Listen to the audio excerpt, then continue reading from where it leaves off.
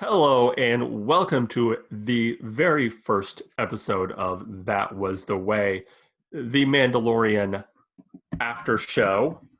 My name is John Mark Tolley, and I am joined today by my host, is it Miss or Mrs. or Whatever. either one? I am joined by my host, Melissa Miller. Melissa, how are you today? I'm good, thanks, John. How are you? I'm doing well. I'm doing well.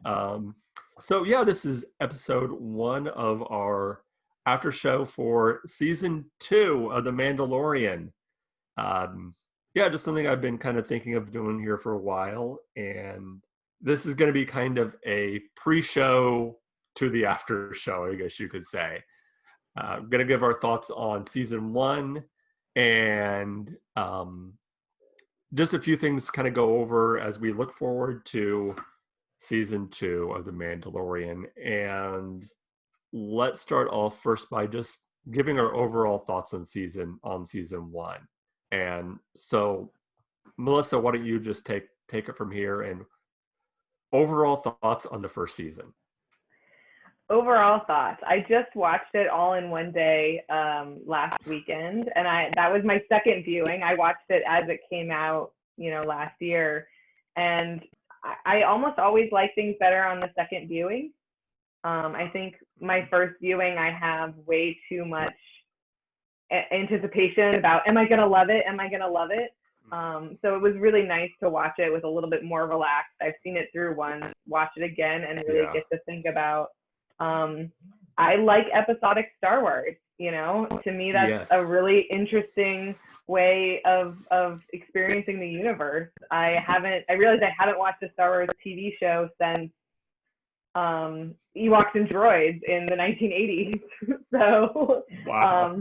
I've watched about a season of the Clone Wars, but that's only recently, and I'm woefully behind on that. So you definitely need to catch up with that. That and Rebels you definitely need to watch those. But yeah, I'm the same way, and I love this is one of the things I want to talk about later on is things that we might want to see done differently in season 2. Because I want to give this a fair look and not just be like, it's awesome, it's fun, everything was perfect. But to really get down and look at okay, what did we like? What didn't we necessarily like? What we like to see changed? But I did like you said, the episodic feel of it, the adventure of the week, but still having that overall. You still had the overall story arc, but it seemed like each episode was self-contained within itself. It wasn't one of those shows where if you missed a week, you're going to get completely lost. You can skip around and watch okay, I missed this week, I'll come back and watch it, then I'll watch this show. You're not going to get lost. You're not going to be like, what's going on. You can still kind of follow the overall story arc, and it's a very simple, they follow the mantra of keep it simple. The story arcs are very simple, very you know who the good guys are, you know who the bad guys are. And I did like that actual ambiguity though between good guys and bad guys. It sort of reminded me a little bit of it reminds me a little bit of like Firefly, where that technically some of these people are on the wrong side of the law or living outside of the law, but they're compelling and you still root for them. So they're still, even though they're bad guys, they're still bad guys, they're actually good people. And I think that's kind of what you get with the Mandalorian's arc is, yes, he does bad things, but at his core, he's a good person. Right. Yeah. Well, and also I thought do the right thing. Yeah. Right. And the sidekick characters, I thought really embodied that too, with Quill being, on the Imperial side, but not by choice. It's not all black and white the way that the original trilogy would sort of lead us to believe. Yeah. That is one thing I would think would be, and you'll find this out, Melissa, with any show. I like to skip around a little bit. That is one thing I would like to see done in season 2 is maybe to have an Imperial character who is a good person, but it is an Imperial by choice. That she joined. He was part of the Empire because he believed in what the Empire. He thought, well, this is good. So I think that would be interesting. But we'll get to our thoughts on season 2 here in a bit. Was there anything particular that in season 1 that you didn't like any particular? I mean, sitting with it again and watching it all at once, there is a lot of, I don't know, sort of silence. And I mean, that's part of the character, that sort of mysterious silence. Yeah. But that sort of contrasted with the action sequences, I sometimes felt was a little bit jarring. I don't know, maybe just because I'm an extrovert, I want more chatter, But there were certainly times where I'm like, well, and also, the child doesn't speak yet. That's honestly something I'm hoping will come up in season 2 is some conversation, interaction there between our main, the main characters we spend time with. I, for one, cannot wait to hear the child's second words and then his first. Yeah. Right. If you get that. Yeah, my husband and I were talking about it and saying that we were hoping for like a Guardians of the Galaxy-esque, like awkward teenage Groot phase, in season 2. But obviously it would be Groot I am, not I am Groot. So. Yeah. What did you think of the episode links? Having them be like, 20, 30, some were as short as like almost 20 minutes. I think like they're very, I don't think they got over, I think the longest was like 40, maybe. So what do you think of that short runtime and then only doing like 10 episodes? Yeah, honestly, do you think that was a good thing?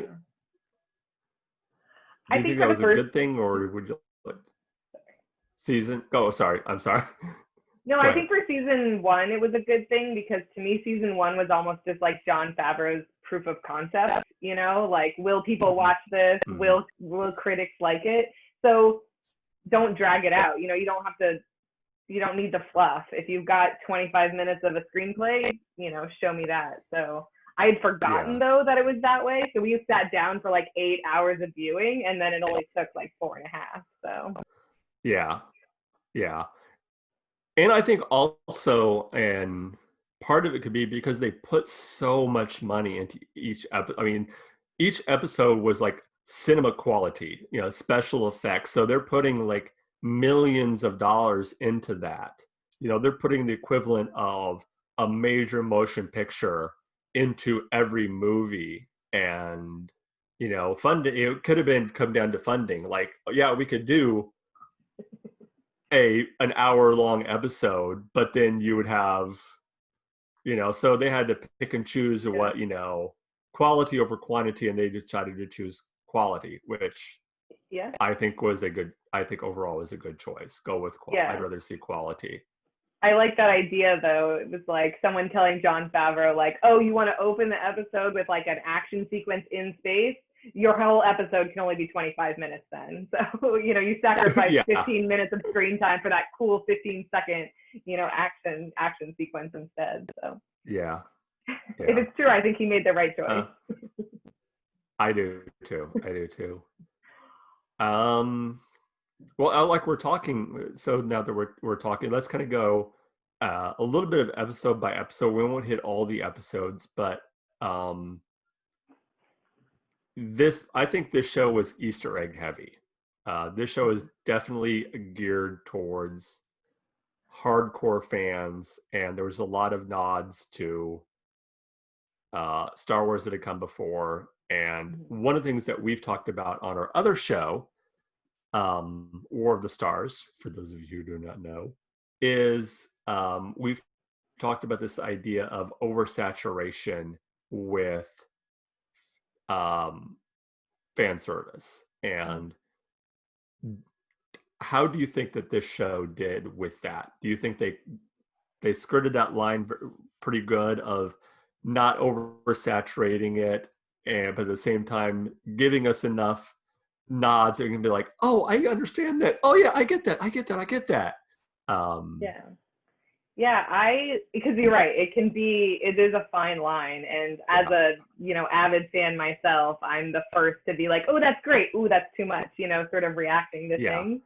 Yeah. I think for me personally, I agree. Like a movie like Last Jedi, kind of a few scenes that kind of went over the edge with the fan service, and there's been a couple other movies that have been the same way, but like the way they did it in Mandalorian, there's a couple scenes in particular that just got me just nerding out. Seeing the ATST, seeing that was, and they did something I didn't think they could do. They made it look terrifying.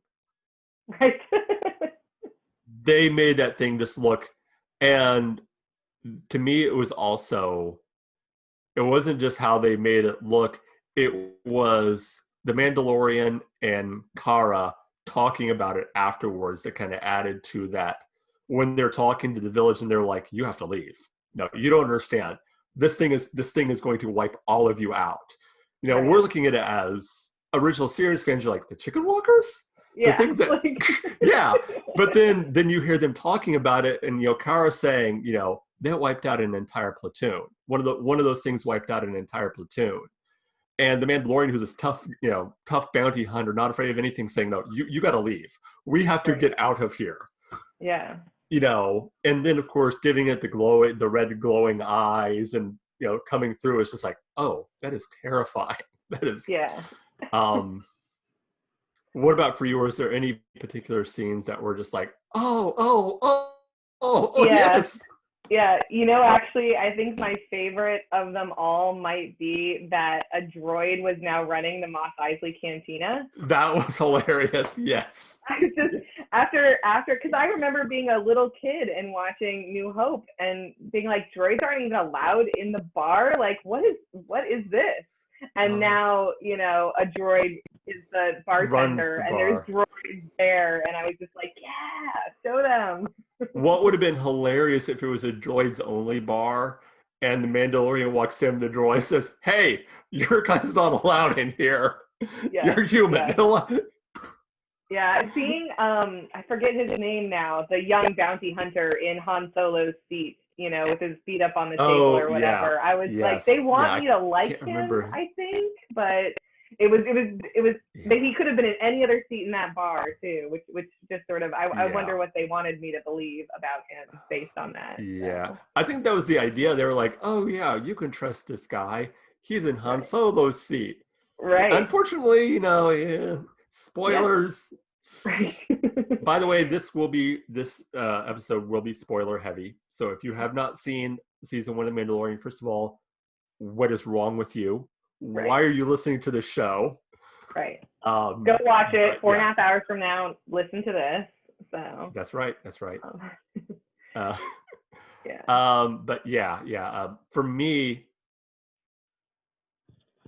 being a fan of the original trilogy, seeing the X-Wings come out of hyperspace, that was just, I love the old ships, seeing the old ships and the old, stuff like that. But going back to just seeing Tatooine again. Yeah. Being back on Tatooine after all this time. We haven't been on Tatooine since the prequels. Yeah. End of episode 3 was the last time we were on Tatooine until the end of Last Jedi, but okay, unless you count that confusing scene at the end of Rise of Skywalker. But to see Mos Eisley again, and see the spaceport and all of that stuff, and like you said, the cantina, and it was all this thing. The minute you saw them flying and you saw the Twin Suns, you're like, oh, I know where they're at. I know. Yeah. No, I really liked that, and I liked the other world building sort of that they did. we've known that there were bounty hunters, but learning more about the guild, just pieces here and there. In a way, to me, that is fan service of people who, you know, always loved that bounty hunter scene in Empire and wanted to know more. And so I like those sorts of things, and like Cara being from Alderaan, you know, just those little mentions. I like that, and like learning a little bit more about like the, you know, the structure of, you know, the new Republic a little bit, and what happened to the Empire. I did have an issue, not really an issue, but a question of how like the little pucks worked and how the tracking stuff and how they're able to find, you know, use the little thing to find their bounties. I'm like, how does that work? Don't think about it. Just hand wave. Yeah. No, I wondered that too. I was like, does that mean everyone has a tracker in them and you just have to know the code? Like, that's certainly one of the things on the rewatch where I was like, ooh, don't think too much about this or it'll ruin it. That's one of those, you know, don't think too much about that. Right. Hand wave. Accept that this is how it works. Yeah. Also, I mean, to me, fan service is like doing silly wipes when you go from scene to scene, and you know, stuff like that George Lucas did in the original trilogy. Yeah. Or you know, the setup of planet shots, and like you said with the X-wings. I read actually that X-wing shot with the 3 pilots, those were all 3 directors. Those were all the directors. Show. Yes. That's so cool. I think Favreau wasn't in there. I know Filoni was in one, and the all 3 were people who had directed or were going to direct different episodes. And it's interesting that you said, you know, this was, you know, Favreau's proof of concept. I see this also as Filoni's baby. Dave Filoni had so much input into this. For those of you who don't know, Dave Filoni is the man behind Star Wars Rebels. He did a lot of work with Clone Wars. He created the character of Ahsoka, and basically was George Lucas's right-hand man for years. He was, for lack of a better term, George's Padawan. He worked. That's the perfect term. I love it. Yeah, he was George's Padawan. And he was the one that a lot of people have been saying should have gotten the job to take over Lucasfilm beside other than Kathleen Kennedy. Okay. Or at least the Star Wars branch of Lucasfilm, because no one knows more about Star Wars than Dave Filoni.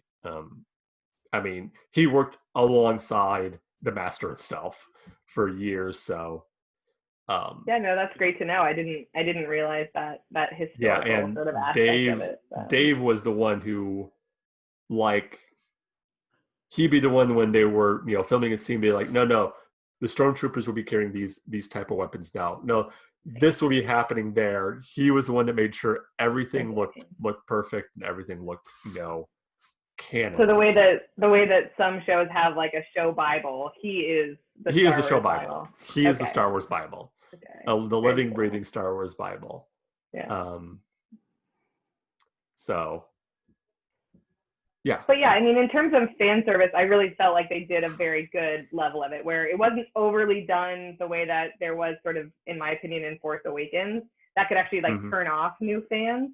It was just more world building. So if you're a fan of the universe and you want to spend more time in it, you've got those little bits. And for me, seeing other aliens that were just like quick, you know, in cantina shots or never really full characters in like Jabba's palace or whatever, seeing them in like the background of other shots and just knowing there's more of those aliens around. I love that kind of stuff.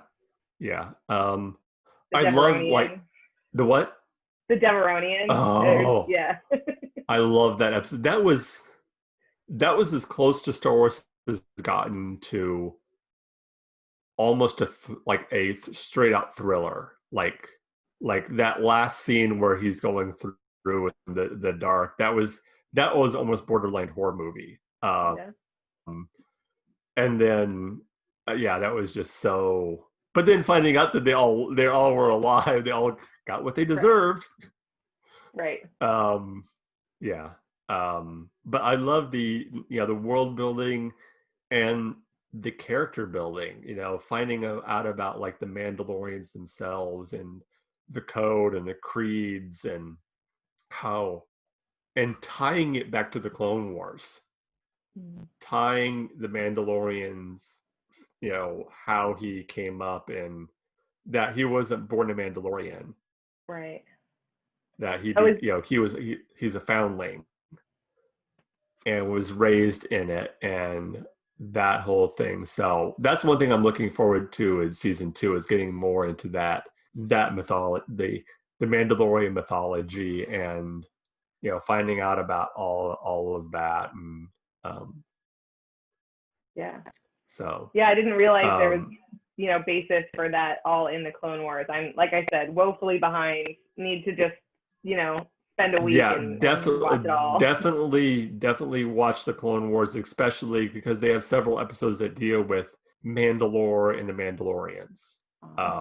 That will really paint a good picture of going forward into this, which we'll get into that. So I think this is a good time to get into the characters, because this was definitely, I think, a character-driven show. A lot of great characters, and first and foremost, Mando himself. I thought that was an awesome. Pablo did a great job in that, and I love the fact that until the very end they kept the helmet on. They could have easily have gone. They could have easily, especially when you have a guy who's a marketable star, good looking guy. Yeah. Normally people would be like, oh, let's take advantage of that. We want to get the audience, but no, they stuck to the gun. They kept the helmet on, and when they took the helmet off, he didn't look too hot. No, it was not his best moment. It's true. Yeah. But then again, he looked like someone who'd been wearing a helmet for all his life. Right. Yeah. Yeah. Well, and especially him being, all beaten up, and then it was only off for a couple of seconds, just for enough time for him to be like, even the one droid joke. And even the one time that he did take the helmet off, you didn't see it. We as the audience didn't see it. When he's at the village and he's eating and he takes it off and sets it down, you don't see his face. You just see the helmet. And I thought, that that's where they're going to do it. Yeah, exactly. That tease in episode 4 and then or 3 or 4, and then we don't actually see his face till episode 8. That scene in the sanctuary one actually drives me crazy though, because he's standing in front of like an open window and just takes off his helmet. Like, what if one of those kids turns and sees him? Yeah. It just seemed a little, but it was cinematic. Yeah. It was impactful, but I was just like, is it a one-way mirror? Like, what's going on? Yeah. Let's see, who else? But no, he does a great job. I mean, considering we don't have his facial expressions, or anything like that, there are times when the helmet sort of looks at the camera and you can see emotion still somehow just in the tilt of the head. And I mean, that's amazing. I wonder what his background is in terms of physicality acting like that. It was very Vader-esque, as far as able to portray emotion without, I think, especially in the original trilogy, David Pross, who originally played Vader, was very good at that too, of evoking emotion and letting you know exactly what he was thinking without, you had the voice of James Earl Jones, but it was the head movement. It was the way he would move his hands that gave you the idea of like, okay, this is the emotion that he's wanting to. And I think that Pablo did a really good job in this, doing the same thing of, like you said, evoking emotion without, seeing his facial expressions. I thought he did a good job at that. Yeah, no, and apparently it's not even Pedro all the time. I guess there's other actors sometimes who are in there's they have other stunt and actors. now I want to know like which times is which guy to see if I can, start to recognize them or something. Yeah. So. Yeah, that's always interesting to see if you can figure out who is who and who's doing what. Yeah. What we mentioned Quill a little bit, and I think he became quickly a fan favorite of everyone. Just his kindness. I think he was a very kind character. Just I mean, what did you think of Quill?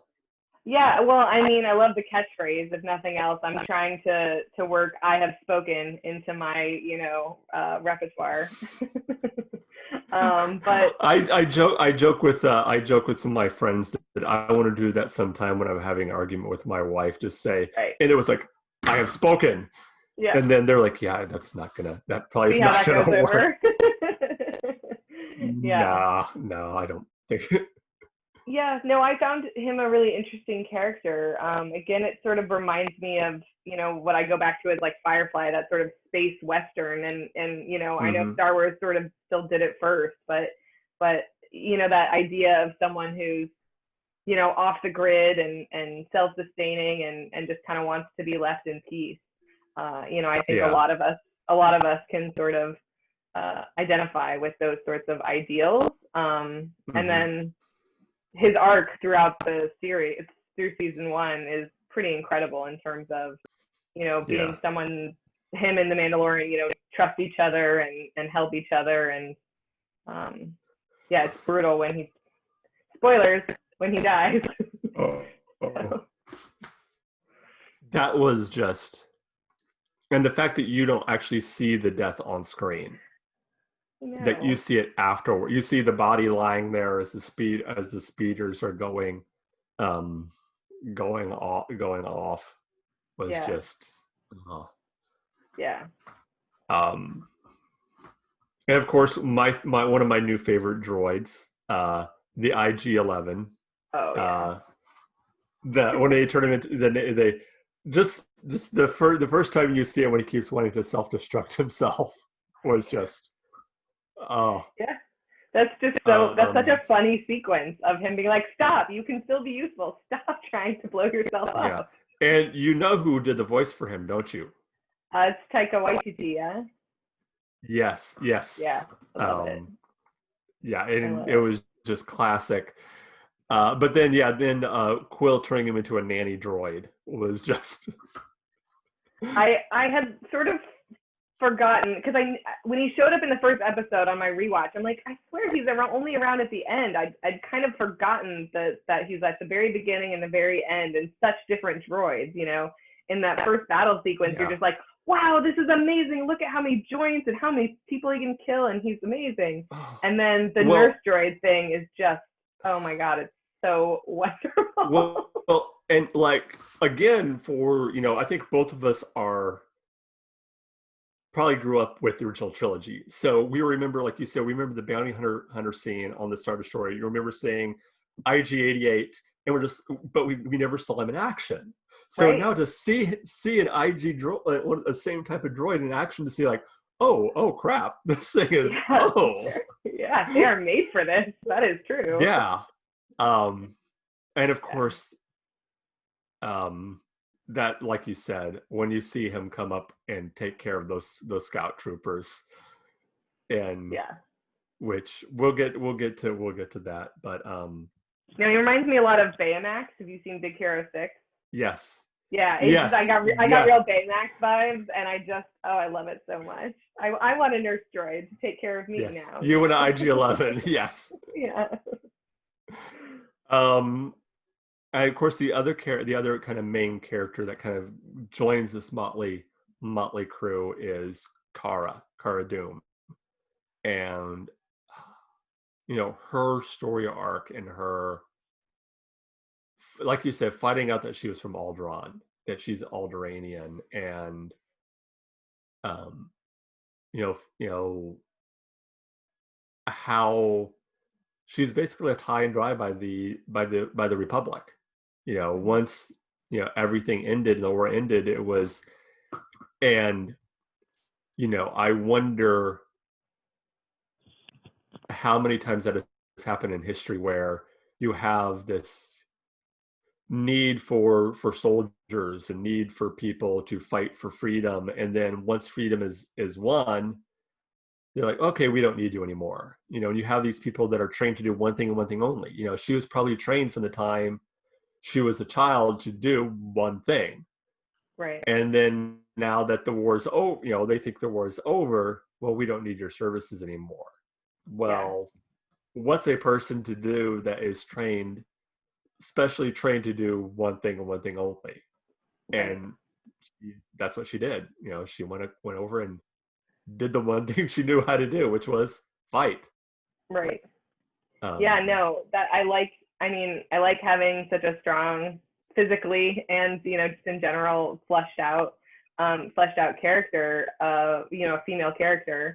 I was really glad when she showed up, and then that was her backstory. Was she was a fighter for the rebels, and then just there was no place for her once the Empire fell.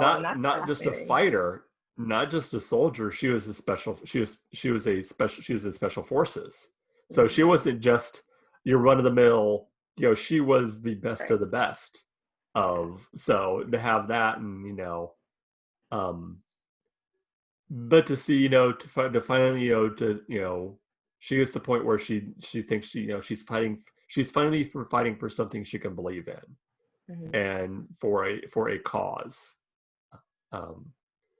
So I thought that was. Yeah, and I thought they introduced her really well too, in terms of is she a bad guy? Is she a good guy? Is the Mandalorian scared of her, or is she scared of him? This sort of, and I just love the idea that whole planet wasn't big enough for the two of them, that they agreed amongst themselves that someone had to move on, because the whole planet couldn't possibly couldn't be big enough for both of them. Yeah. And it did give us one of the greatest scenes in the movie, with the child sipping the cup of soup, watching them fight. I had actually forgotten that was a real scene, because it's just so meme ready, that when that happened, I was like, oh, I forgot this actually happened, and it actually happened in the movie. Yes. Yeah, but you're right. That's also just perfect. I also like that they didn't make her the maternal character. We got IG-11 to be the nurse droid. We didn't be like, oh, now here's a woman, you hold the child, or anything like that. I feel like, I don't think there was a huge risk of that being, falling into that trope, but I'm always glad to check that one off the box. If they would have done it where the droid said, the droid hands the child to Kara, and Kara just goes like, right, I don't know what do I do with this, and then hands it to Mando here, you take it. Right. That would have been the button on that for sure, but. Well, we might as well get right into, the reason that I think a lot of people fell in love with the show. Baby Yoda himself, the child. Yeah, we've been talking for half an hour and have hardly. And we haven't talked about the child. That's kind of amazing. Yeah. Tell me what you think. I loved it. I think it was risky.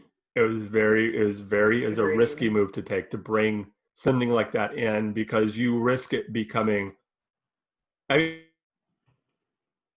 even now, the joke is it's the Baby Yoda show. That's become kind of the meme joke, is that the Mandalorian is just, it's just the Baby Yoda show. Right. But I think they did enough to still make him an integral part of the story, but still have it be the Mandalorian's story. Right. Which is what I'm looking forward to in season 2, is to continue that. Yeah. No, I think you're right about it being risky, because I was just wondering just now what the people who hate the Ewoks because they're too cuddly, or the people who hate the Porgs because they're too cute, are they also, but do they like baby, what do they think of Baby Yoda? Because I feel like it could have gone. Yeah. I mean, I love the Ewoks and I love the Porgs, so I'm not saying that, but yeah. There's always that sort of outspoken fandom of like, why are you doing this just for cuties, or why are you doing this just for like the toys you're gonna sell, and yeah. certainly the child could have come across that way. So.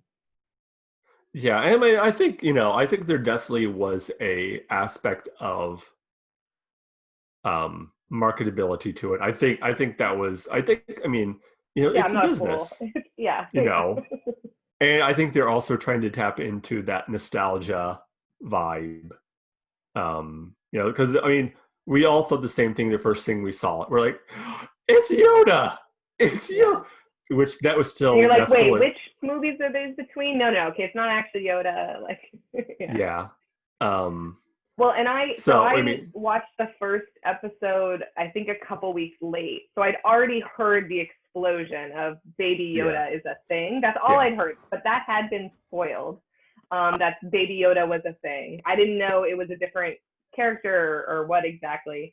But then, so when I saw it and they mentioned that the target is 60 or 50 years old. 50 years old. I was like, okay, but I know that Yoda was like 900 years old. That must be, so I at least had that inkling, but I surely wouldn't, had I seen it live the first time and not had that Baby Yoda Facebook explosion sort of spoiled.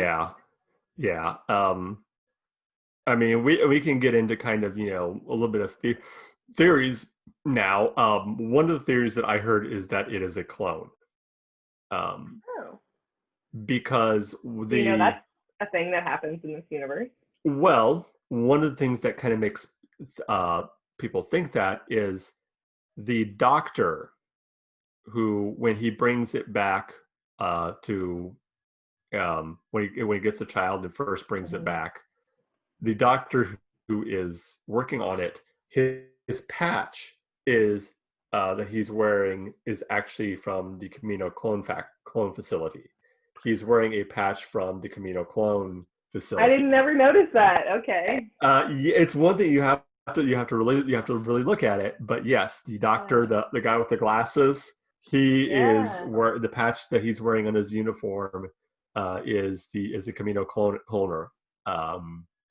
So obviously he's not Camino in himself, but he worked at the cloning facility. So the idea is that they're either he is a clone, or they're wanting to clone him, or clone someone with Jedi powers. Right. Which gets a lot of people wondering if this is going to feed into what comes down the road in Last Jedi. Not Last Jedi, but in Rise of Skywalker, with the Emperor coming back. If they're trying to figure out a way to clone people with force powers, and how can you transfer force powers from one being to another type of a thing. So that's kind of one of the ideas that people have going around. I mean, that's certainly a strong hint then with the outfit, with the patch. I hadn't noticed that. I don't know. That's the first I'm hearing of it, so I'm intrigued. I almost hope that it's not, just because then you do kind of have to wonder where that story, how to explain that storyline doesn't ever diverge with the sequel trilogy. And of course there's the idea, the question is if it's not a clone, if this is just another member of the same species, is this a species where every member of the species is force sensitive? Because so far we've had Yoda and Yaddle, which was in the prequel trilogies, and now the child, and each one of them have been force sensitive. So is this one of those things where, because they live so long, because they're so rare, that the force just kind of automatically makes these beings to be, for every time, to be force sensitive? Because there's only going to be 4 or 5 of them at a time in the galaxy at any one time, so we'll just make them all force sensitive. No, I mean, not knowing what Yoda's species is sort of interesting to me. You know, that because I went on Wikipedia after I write some articles for Star Wars Insider, and so I'm always on Wikipedia looking up what's canon, what's legends, and for Yoda it's unknown species, and that's just shocking to me that I didn't realize until The Mandalorian that we didn't know more about Yoda's species. Why we so that's but them all being force sensitive is certainly interesting. Yeah, well, I mean, that's a possibility. The other theory that's going on is that Yoda and Yaddle had a little bit of fun, and the child was the result, which, if you think of the timeline, it would make, because 50 years would put that 50 years would put that right around the time of the prequel trilogy, or right before it would be before the prequel trilogy. Okay. So. Well, who knows the gestation time of this species? Who knows? Which, I mean, that that kind of they kind of mentioned that in that scene where they first meet the child, where the Mandalorian is looking at it, it's like, I thought this thing was 50 years old, and then IG-11 says, well, different species have different age at different rates, right? And then of course he tries to kill. Right. Kill the child. The droid had different orders, clearly. So. Yeah. No, and that's the thing I'm intrigued now, and certainly for season 2, I hope that we find out that basic answer is, do we find the homeworld of this species or other members of the species or something like that? Is something I would like to see. I hope. Me personally, I would not. See, I've always loved the mystery of Yoda. To me, that what makes Yoda so intriguing, and so is, we don't know where he's from. We don't know anything about him. He's just Yoda. And I think the idea of them finding more Jedi, that's what I'm kind of looking forward to seeing, because that's kind of where they're hinted at, is when he's talking to the armorer, and they talk about, she mentions the Jedi, and that's who they have to go seek, is the Jedi, the warrior wizards, right? And so I'm interested to see that, and see, get more into the history between them, and the history between the Jedi and the Mandalorians. And for a fan like you said, you haven't seen the Clone Wars, so you don't know the significance of the Darksaber. No, which but was maybe the I could go watch that arc. There's a couple ones. Yeah, definitely watch the Mandalorian arc in Clone Wars. I'd have to look up which one it is, but I can figure that out. In a nutshell, the Darksaber was created by, I can't remember his name, but he was the first Mandalorian to become a Jedi. And he created the Darksaber. And then during the Mandalorian Jedi War, the Mandalorians were actually able to storm the Jedi Temple, and they took the Darksaber back with them. And now, from that point on, the Darksaber was kind of like their version of the Sword and the Stone. It's basically their Excalibur. Whoever wields the dark, whoever wields the Darksaber, it has a right of rule over the Mandalorians. So to see this admiral, this Moff, holding this up, basically means that he has control over the Mandalorians now.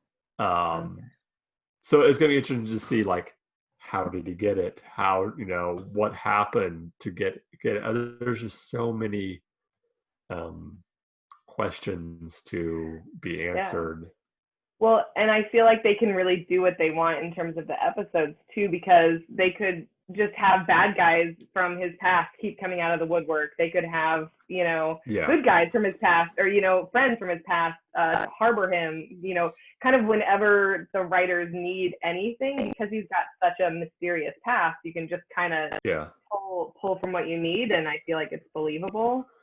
So Well, we've already had, and this is one thing I wanted to ask you is we've already had all but confirmed that the character of Ahsoka will be in this movie, who's from the Clone Wars, which a lot of people are very excited about that.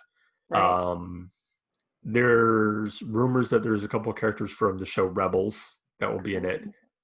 What do you think about the idea? There's been, talk about, do we bring in characters from the original trilogy in? And, I think that, again, that's skirting a fine line. How do you do that without looking, again, too fan servicey? Where it's like, Yeah. look at this. You remember him, don't you? You remember Right. Yeah. I mean, as a like, fan, I don't feel the need to see that. I liked the level that they did in season 1 in terms of, here's a alien species you've seen before, we'll put them in the back, or here's a droid type you've seen before, we'll put them in there. Yeah. I don't need actual characters myself. See, I wouldn't mind if they do it like, and this is to use a term from another genre movie. This is kind of crossing the streams right now, but Star Trek does it very well with little nods where you'll see them looking at a computer screen and you'll see like a ship name will be something of a throwback to something else. So I can see them doing something like that, like him looking through a manifest and seeing something in Arabic, the Star Wars language that says maybe Luke Skywalker. And it's just one of those things that if you know what you're looking for, or maybe even just a mention, you can mention something like, Wedge. You can mention like, oh yeah, Kara can mention, yeah, I remember working under General Antilles at a time. You're like, oh yeah, I know that's Wedge. That's Wedge from the original trilogy. They can mention, General Organa. I don't mind mentions, but I don't necessarily want to see Luke show up in the Mandalorian. Right. Yeah. No. But if nothing else, honestly, I kind of like the idea that. Oh, sorry. I was just going to say I like the idea that there's no Skywalkers in this one. I like the idea that these movies that we've been watching and grown up with and love, and the Skywalker saga, and then there's all these people in that same exact universe who are like, who's that? He did what? Yeah. And I like that. Yeah, I love the idea too that you get a sense of just how vast this universe is. Mm-hmm. That you can have this character who lived through the Clone Wars, lived through all the rebellion, but had no idea what the Force was. Had no idea what the Jedi was. And you're just like, how can you go through your entire life and not know anything? But it just, it goes to show you just how vast this universe is and how well, yeah, that and how it can become whispers. Yeah, exactly. It can become whispers. I mean, there's all these backwater, planets that they talk about that, what people are worried about there is, having enough water and, raising their families and stuff like that. And so this bigger saga playing itself out, doesn't really affect them. I was struck by that though. How come nobody in The Mandalorian seems to know what the Force is? But I actually, in the end, I like that. So. Yeah, I did too. So is there any of the characters that you would like to see come back? Maybe just the one-off characters that we saw before, but you're like, oh, I would love to see them. Or do you want to see? And obviously, I think we're going to get Kara again. We're going to get I can't think of the guy's name that was Carl Weathers. Carl Weathers' character. We're gonna get Yeah, him no, now. I can't remember his character. It's just Carl Weathers to me. So It's just Carl Weathers. Yeah. Yeah, no, I was I surprised loved him there at the end. In episode 1, I would not have said that guy's gonna be there at the end. So and this is bad, and I know I'm probably gonna get a lot of hate for this, but I love Carl Weathers. I love the character. But the first thing I thought of when I saw it's like, oh, it's Discount Lando Calrissian. He gave me a Lando vibe. Like, oh, it's Lando. It's yeah. I mean, I can see that sitting there, sort of running his own little gambit, sort of an idea. But obviously, as the show goes on, you kind of learn a little bit more about him, and he turns out to be not such a bad guy after all. Yeah, I thought it was interesting the sort of back and forth. They managed to hide it, from us, that is he a good guy? Is he a bad guy? A couple misdirects. Oh, did I freeze or you froze? You all right, sorry about that. I froze there for a second. There we go. My back. Oh. Yeah. No, you froze again. All right, let me see if I can get on a better internet connection.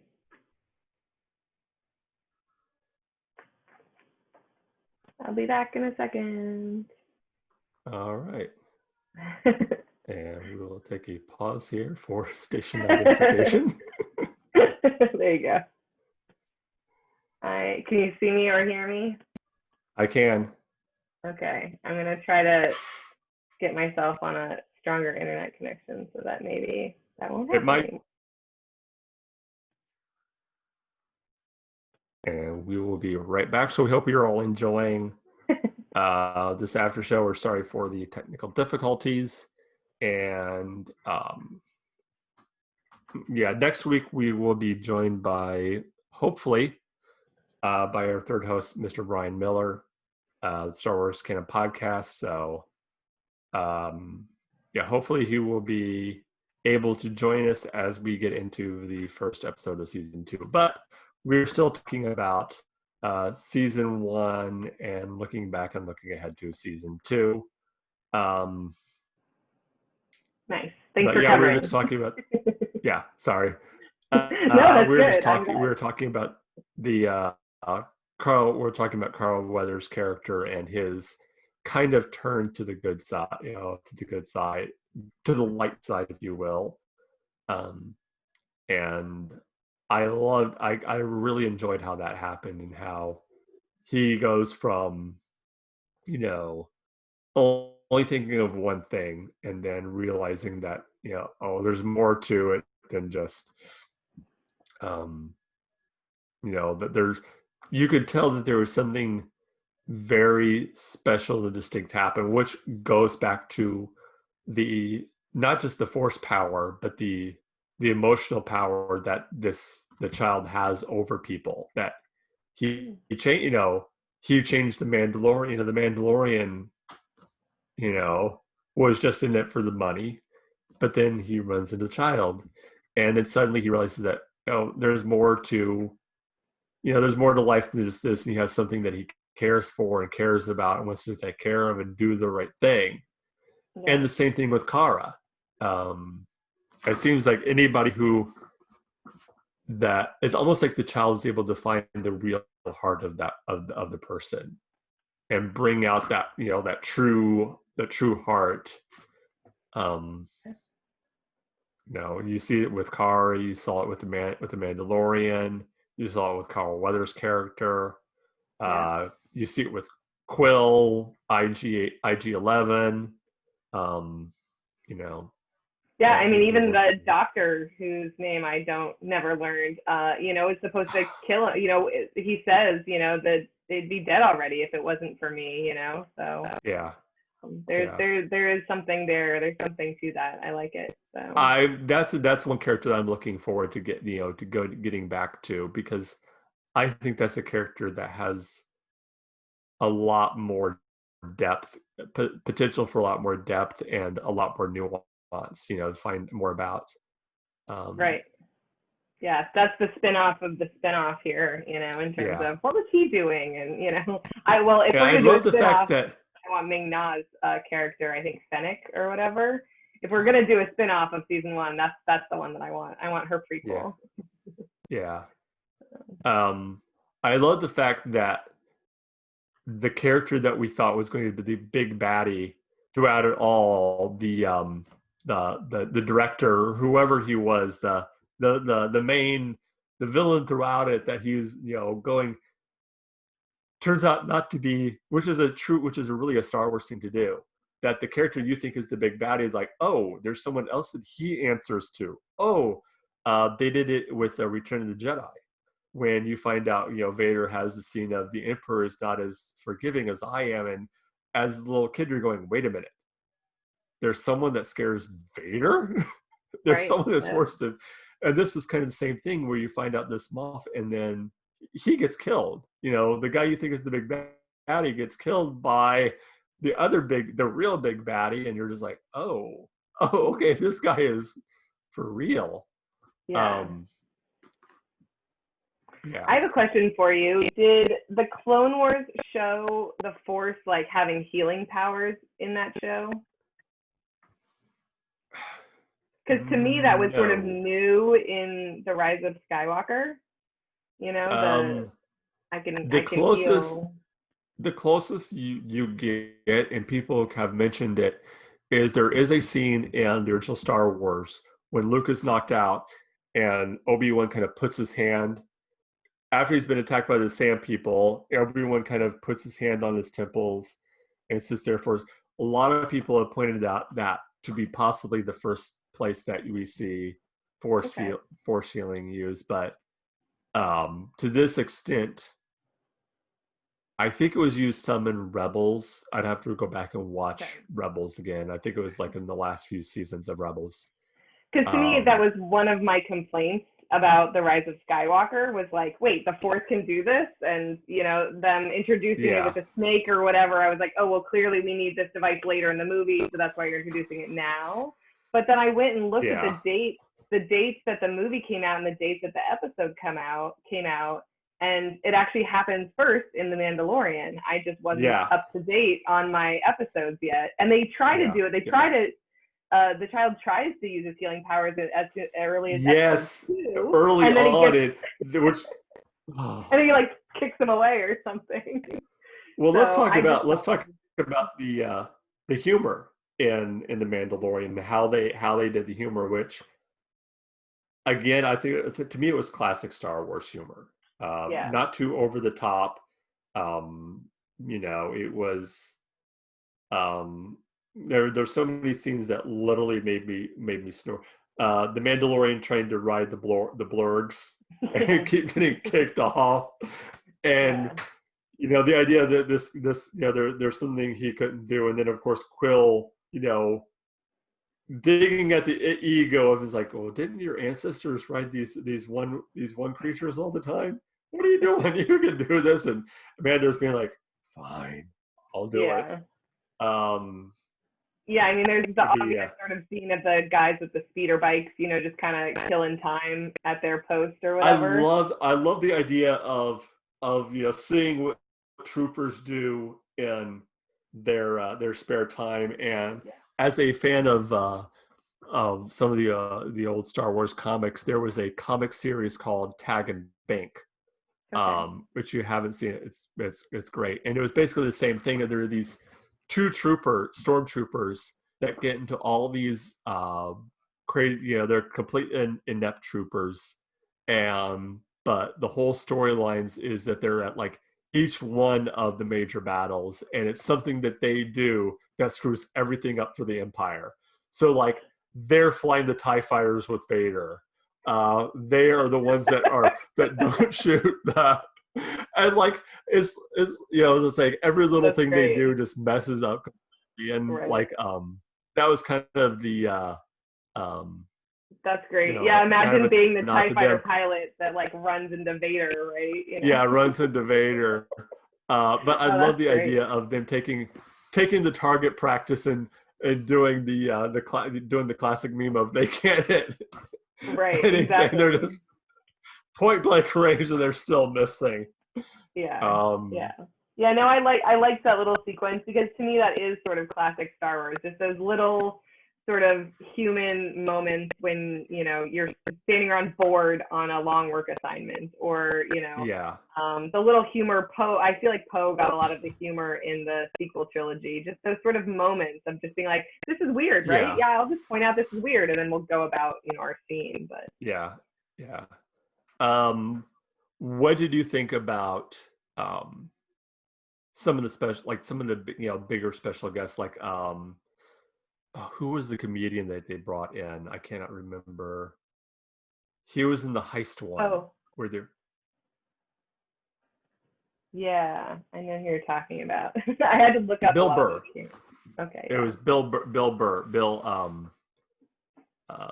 I thought that was one of my favorite episodes. Right there was just because that was another one that was Easter egg heavy for hardcore nerd fans. There are so many. It's the first time where you really see the New Republic. Right? You see like they're on a New Republic ship, and you find out, okay, this is something Yeah. that happens. And one thing that is very interesting, you'll figure this out once you start watching the Clone Wars. When they burst into the control center, and there's that guy that's Oh sitting yeah. there. I looked that up. Yeah. Um, do you know who that was? Well, so to me, he's the guy from Timeless. But when I Yes, looked it up, he's the voice of Anakin Skywalker in he's Clone the voice of Wars. Anakin Skywalker. Yes. Oh, So I yeah, love that that's you great. like that show because me and my wife watched Timeless, and when I saw that he was on there, I'm like, it's Anakin. Anakin's Yeah. on this show. Awesome. Yeah. So I to was me, like, he's what? Wyatt, but I What? know I Oh will my come goodness. to know him as Yeah, he is. Anakin. Yeah, So to you and my wife, he's Wyatt, but to me, it was like, yeah. oh, it's Anakin. It's Yeah. Anakin. Yeah, no, that Um, was cool. And I mean, I liked the cameos. I mean, those sort of fan servicey cameos are great, but even the big names, getting like Werner Herzog and Carl Weathers and some of the yeah, other just big names to come and be on a Star Wars show. I mean, it to me it wasn't distracting. I could see how maybe it could have been, but to me at least it wasn't. hmm hmm So I'm hoping Jon Favreau doesn't just have all his friends, come and be on the show, but a little bit here and there. yeah. Well, I mean, if it works for the episode, that's my big thing. Is I don't mind fan service. I don't mind little Easter eggs if it works for the show. I don't want it shoehorned in. I don't Right. want it to be something where it's like, let's force the Millennium Falcon in here when it Right. doesn't fit. Um, Yeah. if it fits to have a character in, or if it fits to have a alien or a ship or type of whatever in, Mm-hmm. then obvious then I'm fine with that. But let's not shoehorn it in. Let's not just kind of force it in just for the sake of being like, look at the shiny thing we have. Look at the thing. Here's the Yeah. thing. Isn't the thing Yeah. cool? You remember the thing? You remember the thing? Yeah. You know what I think they could have gotten in there though, and correct me if I'm wrong, is I feel like there was enough dialogue that someone could have said, I've got a bad feeling about this. Yes, I agree. There was enough time for that, I've got and a I bad kind feeling of about missed this. it. Yeah. So I that's the only did thing I like felt that like was they did like little callback lines, like there's one scene at the beginning where he says, I can bring you in cold, warm, I can bring you in cold. And then later on, when he's traveling and the other bounty hunter says the same line, he goes, that's my line. my line. Yeah, no, I loved that moment. That's a good example of the humor where Yeah. I I was, because I was thinking when the other guy said it, I was like, oh, maybe this is like something in the bounty hunter, handbook, Yeah. to read someone their rights. You sort of tell them you could kill them, so they might as well come quietly. And then I just love that he was like, that's my line. My So line. before killing before him, blowing them obviously. up. Yeah. Yeah. So Yeah. yeah. No, Um I really liked that moment. So yeah. I was gonna say the So, only alien moments we were just talking about, little alien sort of cameos, and I was really upset to see. I mean, the species isn't Delicious Crumb, but the alien oh, like the roasting on this. little rat, monkey rat. Yes. I was like, Yeah, oh, watching and to that see roast his on little this, brother sitting there, like the other watching one him. little. I was like, oh no. That was really hard on me because that was one of my favorite action figures. Was we had Jabba Yeah. on his thing, and it rolled back and forth, and there was like this Delicious Crumb, and I'd like make him get electrocuted and fly up on the ceiling, and so I ended up liking Delicious Crumb more than the character wants you to. But that was really hard for me to watch. Thinking of this like sentient creature, being like roasted in front of his friends. So, Yeah, but yeah. yeah. So before we get wrap up here, because we're over an hour now. Wow. Okay. Thoughts for what are your kind of theories for season 2? What do you think we're going to see in season 2 of The Mandalorian? You give your thoughts and theories, and I'll give mine. Yeah, I mean, as we discussed before the show, I haven't actually seen the trailers at all, so I literally have no idea, and the things I'm saying could very well be wrong. We've touched on a little bit of it. I like the idea of learning more about the planet that Yoda's species comes from. I would love to see the child grow up enough to start talking or interacting a little bit more. But in terms of the plot, I literally have no idea. Yeah. I like the idea that, kind of they can write anything. They can write, more of these sort of chase episodes of we're being pursued, or, I'm kind of hoping it'll switch to something else. So I don't have a lot of theories, but I'd love to hear yours. Speaking of which, Yoda's looking at us. Nice. I like the idea. I'm hoping they keep doing the episodic adventure of the week type of things, like you said. I have to disagree. I hope we don't go to Yoda's planet, just because I want to keep the mystery of Yoda going. I do think that we'll learn more about. I'm looking forward to learning more about the history of the Mandalorians, and like I said, the history of the Mandalorians, the history of the getting the Jedi back, and finding more about that. And but yeah, I'm just kind of looking forward to season 2 and seeing what it brings. And which brings us to next week. We will be first time reviewing the after show. Actually starts next week, as we will be reviewing episode 1 of the season 2 of The Mandalorian. So until then, I have no way to sign off other than we'll come up with a catchphrase. I have spoken. Yeah. I have spoken. I like that. All right, I'm going to press stop.